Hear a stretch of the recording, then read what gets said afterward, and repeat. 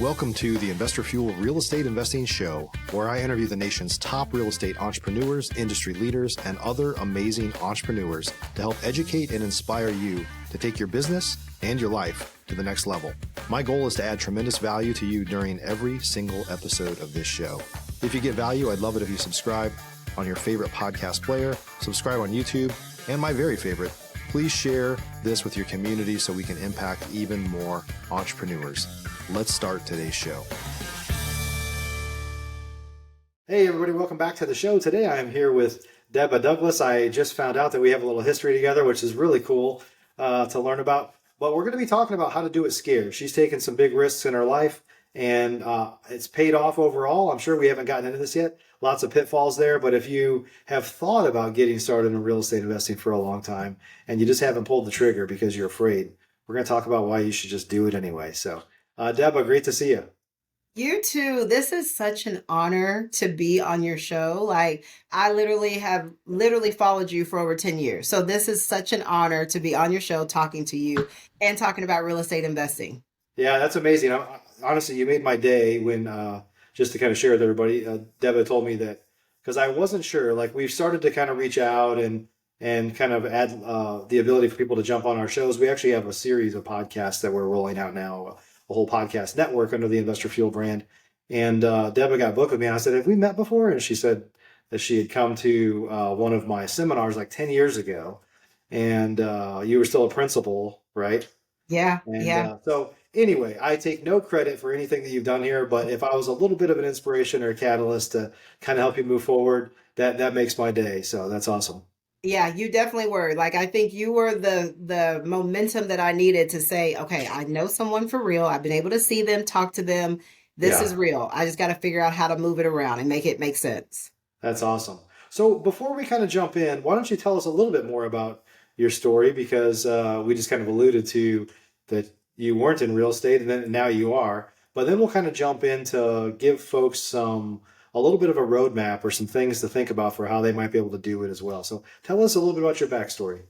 Yes. So like Mike mentioned, my name is Deba Douglas. I was a former principal, a middle school principal in Plano ISD, and I had spent 16 years in education.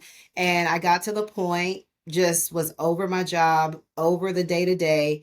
I knew I could not live the life that I ultimately felt like I deserved or wanted, staying in the realms of being in education. I had 2 small children at the time, and it was hard being a mommy because I was constantly gone. And so I decided to dive into real estate investing. And before I left education 100%, my husband and I started reading Rich Dad, Poor Dad. We bought our first rental property. And then it was like the light bulb went out, like, oh my gosh, this really works. But how do I scale and how do I buy multiple properties over and over again?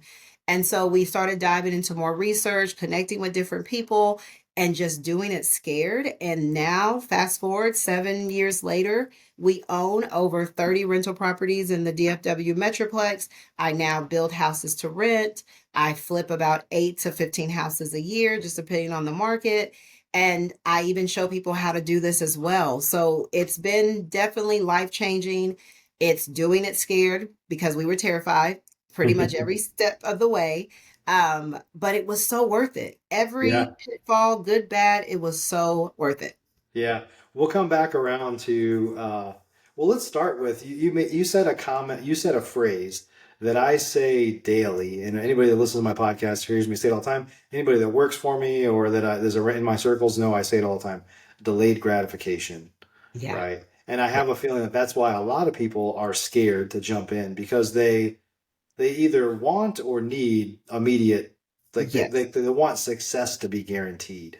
Yeah, right. But it can't be. It can't be. Otherwise, especially in real estate. It's never, you cannot put real estate and guaranteed in any conversation and think it's going to mesh together. Right. But you do have to do the work. And I think what really changed the trajectory for my husband and I is that my husband was amazing, that he was like, okay, let's cut back some of our expenses so we can live off one income while I try to go chase this world of real estate. And I started by becoming a realtor, thinking if I can just get a couple of commission, doing a couple of rentals, that would help me buy properties. And so whatever commission that I had made, I would just turn around and buy more properties for the end game that it was going to be a portfolio for our children. Yeah. So we initially went in with delayed gratification because it wasn't about immediate gains. It was more, we wanted to give our kids a life that they never had before. Mhm.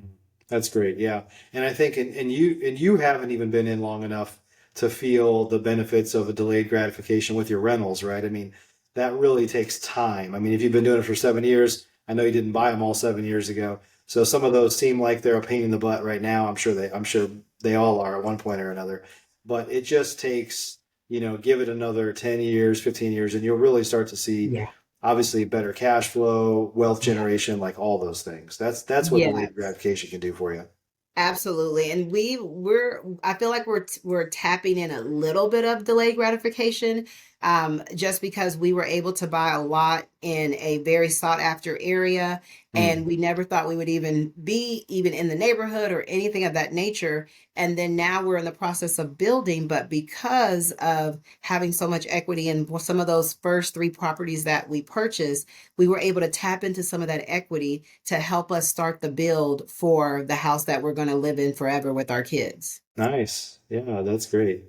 So, Deba, let's talk a little about like you had something burning inside of you that said, I need to make a change here, right? And sometimes it's when people hit rock bottom or something bad happens. It could be a health issue, like a lot of things. But how do you know when it's time to finally just shut that door or open that door? I guess you shut one and open another and say, this is the time to go do what I've been waiting to do. How do you know when that time is? Because a Yeah. lot of people, they wait, well, maybe next year, maybe this summer, maybe in the fall, like, maybe when the kids are out of school, whatever, right? And then usually what happens is if they ever do it, which is still pretty rare, it's when something really bad happens and they're Yeah. forced to and versus kind of being, they're reactive versus being able to be Yeah. proactive. So how do you know when it's time to jump into the thing? Yeah, I will say I had a combination of several different things that happened at the same time. I stopped showing up for life. I got to the point that I was just just kind of complacent. I knew exactly what I was doing every day. I knew how to talk to the teachers. I knew how to talk to the kids, and I was going through the motions. Nothing really excited me. It was just like mundane every day. Wake up, go to work, talk to kids, come home over and over again. Never excited about anything. And in that time, I started serving a little bit more in my church, and I'm seeing so many other people that I'm working where I'm volunteering together. They're so excited about life. And I'm like, I've only been doing education for 15, 16 years. I still have like another 15 years to go through to even think about retiring. Yeah. And I'm like, I can't keep doing this. And then it got to the point that during that motion, my dad ended up having a stroke. And my dad was an entrepreneur, and literally he went to work one day, came back, and he was no longer able to move from his right side, his whole right side of his body. And I was like a daddy's girl, and I did everything I could to be there for him during that time. And with the constraints of my job, I couldn't be there. I couldn't go to rehab with them. I couldn't do all these things. And I just kept saying, I hate my job. I'm going through the motions. I know God has something more for me, and I want to be more flexible with my family to be there when my dad needs me the most. And I can't because I'm like, who can cover for lunch duty? Who can do this and who can do these things? And it's very tiring and draining. And you're still not showing up for your family, which is the person that's what all this is about more than Right. anything. Yeah. Talk Yeah. a little bit about taking imperfect action, because I think there's a lot of people that are very analytical, especially those that are in more traditional jobs like you were in or corporate America where I left, is I'm used to following a system and a process and things like that. And so you usually, and for bigger companies or bigger organizations, there's usually a lot of resources. And when you're by yourself, you don't have any resources, right? Very few. And so you just have to take this leap of faith that I don't know how to get, this is what I say, you don't need to figure out how to get from A to Z. Just get from A to B and then figure out Yes. how to get from B to C. But just share your experience and maybe your insights on why you should be willing to take imperfect action and just learn as you go. Yeah. I think I realized early on in life that no one has this stuff figured out. And once you kind of give yourself that grace of like, you're going to make mistakes, it's going to be okay. And your spouse is okay knowing that we're about to go into this dark tunnel and we don't really know what's going to happen. you guys can move in alignment together, knowing that, hey, we're just going to try it out, see if it works. But before we even bought our first property, it took us almost 2 to 3 years to mentally tell ourselves that we can do this. So we spent time, instead of listening to the radio, we were listening to podcasts. We went to different meetups like yours. We attended different things. We literally like put ourselves in a situation where you could not fail because you're getting so much information. Right. Now, there is a thing called information overload and Yeah. analysis paralysis. And we did get a little bit to that point, but I think my personality is a risk taker. My husband's personality is a little bit more calculated and wants to make sure that all points are together and we know where A and all the way to Z is. So I think you have to have a balance, because I was ready to, go out there and build a plane in the air while it was going on. So you really can't do that all the way, but you do need a level of that to get you where you need to be.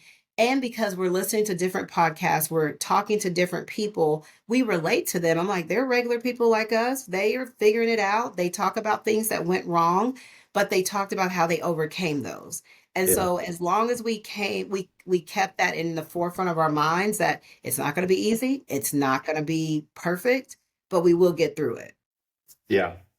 So, what are your thoughts on, one of the questions that people have asked me many, many times over the years, and I'm sure you thought about this too, is can you keep your job and try to get started part-time and then prove it out, I guess? Basically, people are trying to bridge the fear gap of Yeah. like quitting cold turkey and not being able to go back. I guess it's the idea of burning the boats, right? Should you burn the boat Yes. or should you ease into it? And I have opinions on that, but I want to hear yours before I say anything. Yeah, my husband and I, we eased into it. And what did that look like for us? Because I had to leave to go to work at 7 o'clock in the morning. I woke up at 4:30 in the morning. And that's the Mm, time that I would focus on real estate and focus on, okay, who do I need to wholesale? What type of deals am I looking for? That would be that time to just nurture and get myself ready. Then I would get the kids ready. And then throughout the day, I would just focus at work. But then when I would come home, I would spend time working on real estate. So, and then we got to the point where we had about 3 rental properties while we were both still working. And that was what helped us keep going. mm. And then once we got to the point that we had those three, we were cash flowing a little bit. Then we felt comfortable, like, okay, which one of us is going to quit and really jump fully into this? Yeah. Yeah, that's great. So have you both left your jobs at this point? You both focus on this full time or? So my husband still has his full-time job, but I Okay. will say this is probably going to be his last year, just because now we're just talking about benefits and how that's going to affect our family and just different Right. things like that. But, the financial side, that's not something we really worry too much about. Yeah. So now it's a good place, and I think he actually enjoys his job even more because it's not something that he has to forcefully do. Yeah, there's something to be said for knowing that you have alternatives, right? You Yeah, could, even if sometimes people can't quit their job, like they just can't right. even fathom that, right? So now if you're like, well, I could if I want to, so I'm going to choose when the time's right for me. There's a lot to be Right. said for having that option, right? Absolutely. And I think Yeah. that's why we tapped into real estate. I think that's why we all did it for real estate, because we Yeah. wanted options. We didn't want anyone to tell us when you could travel, when you could go out to eat, when you could have lunch. I remember being in education, we only had like a 15-minute lunch. And sometimes I still have 7 years later have PTSD where I'm like, okay, I gotta start this down because I got something else I gotta do. Yeah. Yeah. So what are some pitfalls to overcome, like making that leap from being working for somebody else, I guess, to working for yourself? What are some pitfalls? Yes, I would say, like you mentioned, the mindset of now I'm not waiting for my manager or my boss to tell me what's next. I have to figure it out, and I have to really set goals and have a vision for the year and follow up with that vision and making sure I'm in line with it. One of our biggest pitfalls that we had is that we didn't really know a lot about hard money lending and different opportunities of using other people's money. So our first deal, we just got a conventional loan and bought a duplex and had to put 25% down because we thought that's the way to do it. And so Right. we have properties that have money locked in and we may not get money out for quite some time.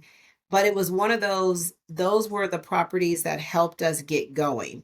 And you kind of have to go through the pitfalls so that you can appreciate the outcome later. Right. There's no way that I mean, you have to, this is the difference this is how I felt too when I was in corporate America. Like you're so afraid of failing.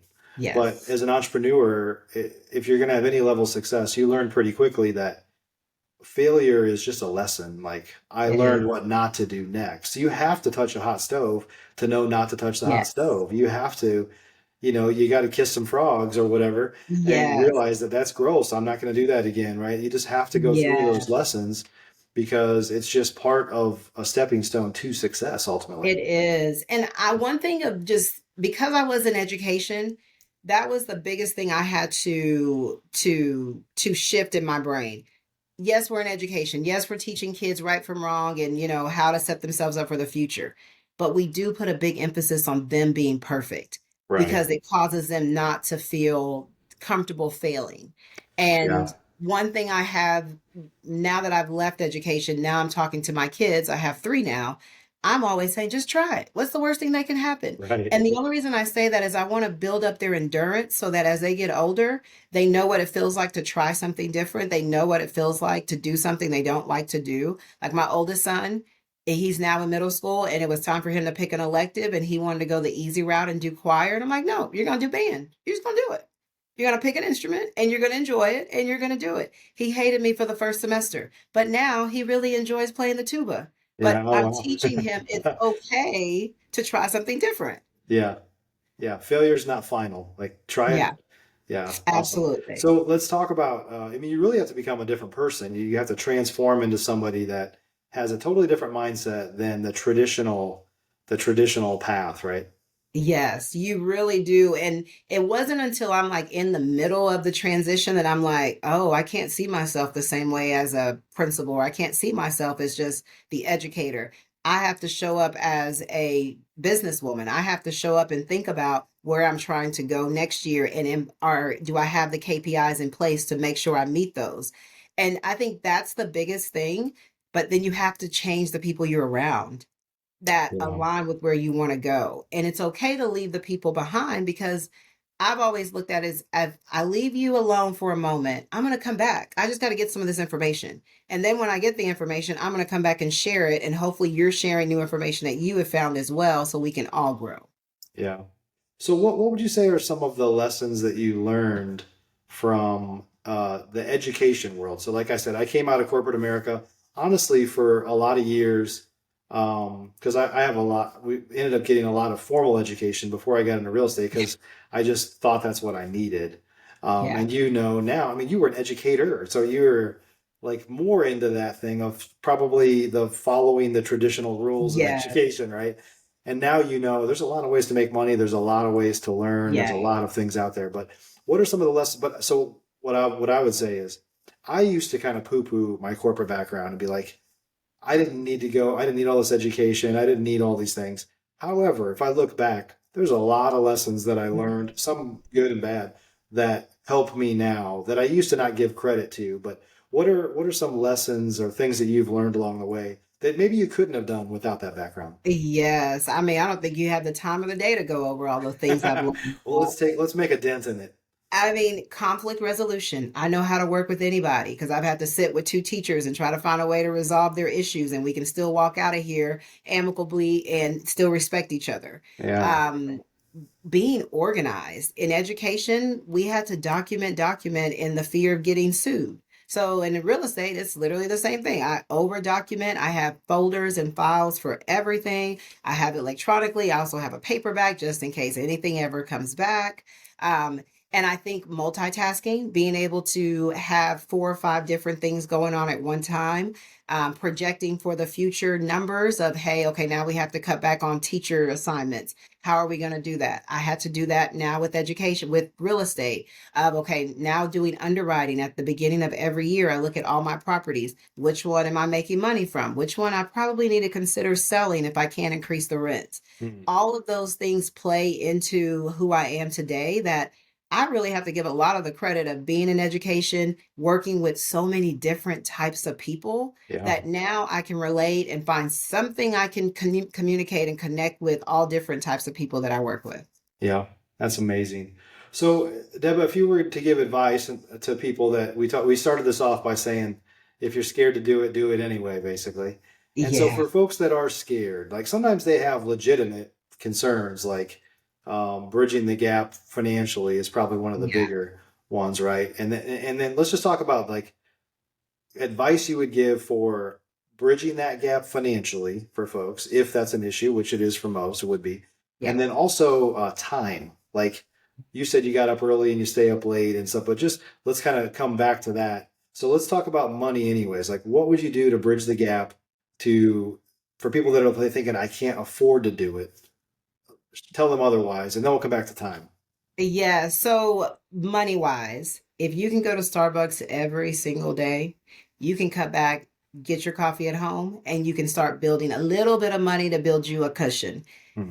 Get real with your finances, because if you move over to real estate, you have to know all of your financials at literally at a drop of a dime. So if you can get comfortable with looking at your finances, trying to figure out where is all the money going, and cut back, you don't need it as much as you think you do. And I think when I was in the education world, I spent so much money on unnecessary things, like going to the mall every weekend. I haven't been to the mall this entire year. I don't even think I went to the mall in 2024 at all, Right. buy anything. So it's like cutting back, because eventually, what if you had a world where you could buy anything cash because of the real estate time that you put into the grind. Right. And then another thing with money wise is, there's people in your family that have money. There's people in your family, they're in your circle, that they would love to tap in and partner with what you're doing. If you can get the knowledge, you will find someone that has the money. Yeah. And if you already own your home, you already have equity sitting in that house. So you Mm. could get a HELOC and pull out money, and you don't need all your equity. You just pull out at least 20 to 30 grand to get going. But if you really want it, you're going to find a way to make it happen. Yeah, that's great. I always tell people when they're getting started, is like, do you have time or money? That's a question. It's like, if you don't have a Yeah. lot of money, then you got to use more time, and here's the path Yeah. you go down to get started, right? And so it's like, if you can't afford to pay somebody to pick up a shovel, you're going to have to do some digging for a There you while. go. But Yeah. that's not the long-term goal, but that's what you got to do to get started. So let's talk Right. about the time side. A lot of people are like, I don't have time for that. I'm going to kids' sports. I've got two jobs, whatever it might be. Yes. How do you tell people to kind of navigate those waters? Those same people are probably the same people that can watch a full Netflix series in one day. Yeah. You got time. You Yeah. will find time. I was a big believer that, and even now, I don't even watch that much TV, or I give myself Sundays where I'm just hanging out with the kids, and that's when I'm really going to watch TV. TV is a distraction. You got to minimize the distractions. Maybe happy hours aren't where you need to be. Maybe just going home and listen to a podcast while you take a walk around the neighborhood. If you really want to do this and you really want to see a different level of life and live life with abundance and no restrictions, you're going to put in the work, because you're going to realize it's going to be worth it. There's not a successful real estate investor that I know that, even today, even being successful for years and years, they're still putting in the work because it's natural to them. They Yeah. have put in, and even today, I mean, I do this full time. I still wake up at 4:30 in the morning. Why? I don't really know some days, but I still do it. I just Yeah. still do it. It's ingrained in you. And part of that is the transformation of who you become. Yeah, you're right. Like, I think once you're an entrepreneur, it's not that you shouldn't be satisfied, right? But you're never like complacent. You're just like, Yeah. you're always ready for the, because when it comes down to it, as an entrepreneur, your job is solving problems. And Yes. if you like to solve problems, well, the problems never seem to go away. So there's Yeah. always a new problem to solve, and you kind of fall in love with the idea of being a problem solver, right? Yes. It's Yeah. like if I you're a love runner and you like, not very many people like that could have run a marathon ever say, you know what, I ran a mile, I'm done. Right. I'm not a runner. I don't want to run a marathon, but people are always looking for the next challenge. And for Yes. us, that is solving bigger problems ultimately, right? Yeah, yeah. And I just love how you're able to create jobs and create stability for other families because Yeah. of just starting the business. From my contractors to my admin team to other realtors on my team. I think it's just a beautiful thing to see, because of what I started and just kind of going blindly into it. It's created a wealth of so many different people's livelihood. Yeah, that's awesome. Well, Deba, It's such a pleasure. Honestly, you made my day. So really cool to meet somebody again from the past that's had some success. And I didn't even know what was going on. So I'm proud of you. Thank you so much. This has Yeah. been such an honor. This has made my day, like serious. Yeah. Thank you. If folks want to connect with you, where do they go to learn more how to connect? Yes, so you can connect with me on Instagram at Deba Flips Texas. That's DEBA Flips Texas. You can also connect me on my website, douglasdwellings.com. You can find me on Facebook at Deba Douglas. I'm always the one answering. I just love to connect and inspire people. So Yeah. I would love to chat with anyone. Awesome. Awesome. Well, we'll add those links in the show notes down below the show. So thanks so much for joining us today. Absolutely. Thank you so much for having Yeah. me. And everybody, the lesson here is if you're afraid to do it anyway. Do it. Have a great day, everybody. We'll see you on the next show. Thanks for joining us for today's show. You can learn more about the amazing benefits of the Investor Fuel Mastermind community, including surrounding yourself with hundreds of other rock stars, 100% financing on your deals, and members-only discounts from vendors you're likely already using that, as a member of Investor Fuel, will save you more than the cost of your membership. Visit investorfuel.com to learn more. You can also check out the show's notes for access to free resources, how to get access to world-class lead generation, and even how to work with me directly one-on-one. Don't forget to subscribe so you never miss another episode. See you on the next show.